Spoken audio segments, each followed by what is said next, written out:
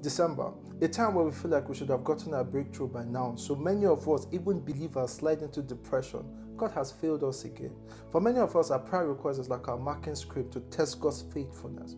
Our prayer point has become our God. We have been held bound by it. Meaning, many of us are running after God because it's our last option, our last hope, and not necessarily because it's our first. If you can be very truthful to yourself, if tomorrow you wake up and God has answered all your prayer requests, would you still see the need to wake up at midnight, fasting and kabashing? You see, our intensity towards God is always tied to a request. Could it be that we have turned our prayer request, what should be an expression of His love, and made it the object of our love? We are more excited about the gift than we are about the gifter.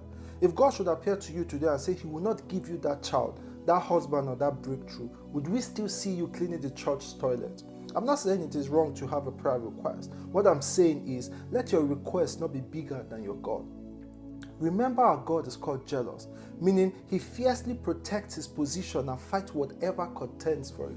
This is why you have to re-examine your heart in the request and your intent in your prayers. As far as we know, our fight is with the devil. But who do you run to when the one fighting you is God?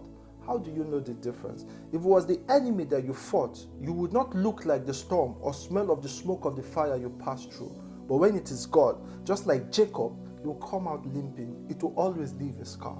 But note, in both experiences, you come out victorious. But the difference is who you have become and the way you now walk. My life as an example. You see, the main reason I gave my life to God was for restoration. I wanted the old me restored. But you see, the more I pressed in, the more I suffered loss, until I came to the end of myself. The end of myself to another might be interpreted as when death looked more appealing than life. I came to the end of myself. I committed what I would call my own suicide. And what was that? I let it go. Even though I had given my life to God, I had made a God out of the request for restoration. I prayed a very, very difficult prayer.